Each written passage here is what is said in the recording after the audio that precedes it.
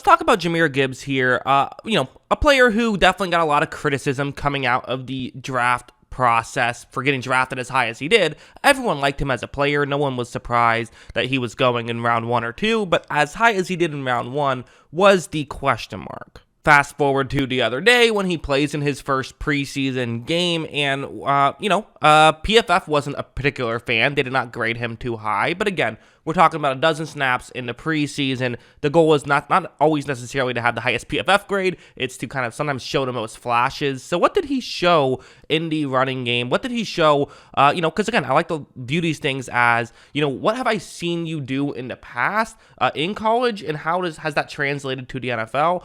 I'll be honest, I did think I saw some flashes of him. We'll get into the positives. I also saw some negatives of him. Let's start off with my favorite thing I saw from him. He was blocking good. And that's something that maybe people aren't going to care about too much, but I really care about his stuff. The reality is it happens all the time, where I would say actually the majority of running backs who end up not working out at the NFL level, who were first round picks, don't work out, not because they can't run the ball effectively, but because they can't justify being out there every single down because they can't block. And Gibbs had some blocking issues in college, I thought. I wasn't overly impressed with his blocking, but so far, we only saw him a couple of snaps, but he looked really good out there blocking. What's going to happen here is the player who I have circled is going to be blitzing on this one. Watch how Gibbs, it's a play action, but Gibbs quickly realizes, hey, it's not important to fully sell the play action. Let me get over and get in position to block. That's what you're supposed to do. This is good awareness from Gibbs. And a lot of times with blocking, it's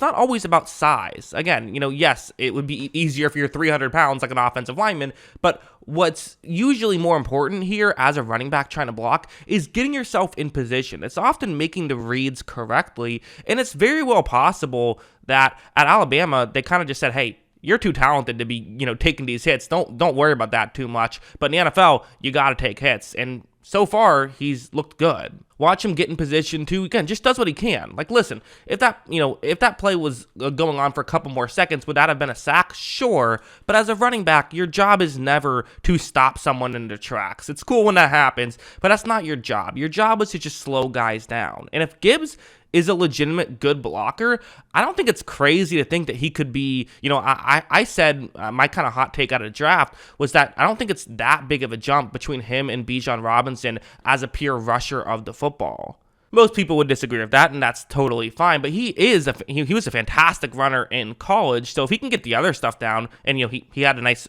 catch as well, which I didn't include in this video, but if he can get the other stuff, really the blocking in particular, down, I don't think it's crazy at all to think he could be an offensive rookie of the year candidate.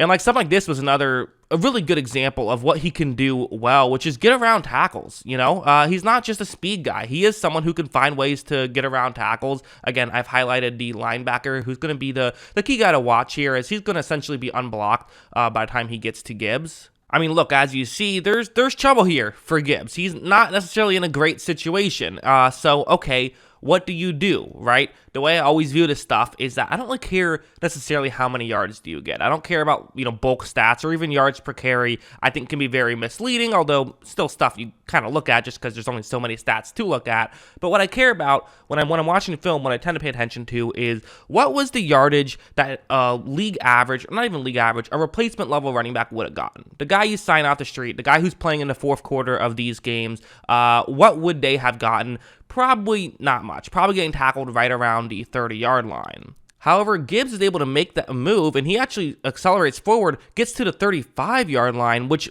gains them a first down. We always talk about what's the value of running backs, and I think it's a fair discussion. I do think in the past running backs were massively overvalued, and we've had the correction and the correct correction. I think that we now evaluate running backs pretty properly. However, this is where a running back can gain their value. This is where the value that there is for a running back, which it's not like there's no value in them. The value that you can gain is in them doing stuff like this, turning a 1-yard loss on a 2nd down and 4 to a first down. The difference between 3rd and 5 and just having a first down is, we're talking about points on the board in terms of point expectancy. That's a big play by Gibbs that he made out of nothing. Now, to be honest, going over to this play, this is most of what I saw in that preseason game. Again, his stats weren't particularly great, Gibbs's weren't, and I didn't think there I don't think there was really a scenario where he was going to have a great statistical day in this one. I just don't. I don't think that was in the cards. It was a lot of stuff like this. Watch as Gibbs is going to get the ball, and there's no room. He actually does the right thing there, runs forward, still picks up a decent gain for something that really wasn't going to do much. So I really liked that play from him, even though it didn't amount for anything. Again, there is only so much you can do, right? That kind of goes back to the running back value thing of, you need an offensive line to have a running back be able to do much. Certainly the Lions will have an offensive line this season, but just in this, particular game with the guys they happen to have out there, it wasn't the best of days, I didn't think. As for the negatives, this was the play that was probably the biggest negative, and this was really the only one. So as a whole, I guess I was pretty impressed with Gibbs' performance going through it. I thought he had a solid one, although not a perfect one, and this is something that concerns me a little bit. It does. I don't know how much. We'll talk about it. So you see the blocking concept on the left side of the offense, where you have a fullback who's going to kind of block in between the left tackle and left guard, and then Gibbs is going to follow the fullback. That's how we're doing this. So Gibbs is going to eventually get the football, and hey, there's a little running lane for him to get through right here. To me, I want to see Gibbs just run through this. I want to see him just go, and if someone reaches out and tackles you, then so be it. But try to get through this, try to run forward, and don't hesitate, because the more you hesitate, the more it gives time for a Giants defender to reach out and be able to make a play. However, as you see here, Gibbs, he hesitated. That's just the reality of the situation. He hesitated, looked like maybe he was hopeful he could wait a little bit and let the hole open up bigger, but it wasn't going to in that spot. And for someone who is as explosive as he is and is as fast as he is, I know he can get through that gap quickly and do a lot of good stuff once he does, and so that's what I would have probably rather seen him do. So yeah, as a whole, when I saw the PFF grade, I thought, okay, well, maybe this wasn't a great performance, but that stuff is fluky, and PFF themselves will say, hey, don't pay too much attention to 12 snaps. The whole point of the way that that's supposed to work is big sample sizes. Doesn't work great in a small sample size scenario, so I wouldn't be too worried about it. The way I view preseason is, what do I know about this player?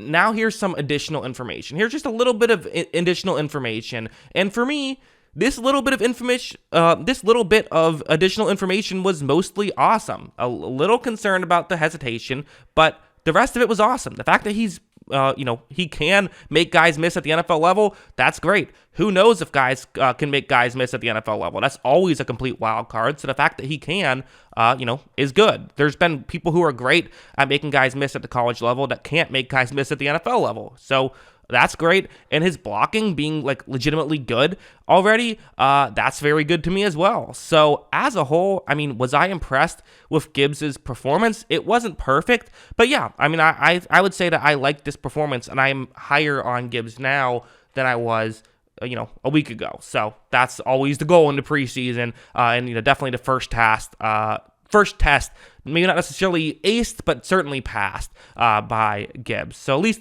that's kind of how I viewed all of this. What did you think about Gibbs' first performance in the NFL? Has he lived up to the draft hype, or maybe do you just feel like, hey, maybe not going to live up to the draft hype, but he still should be a good player, which is kind of the boat I'm in, just because, positional value and all that. But what do you think? Let me know in the comments below. Always love hearing from you. And of course, as always, thanks for watching.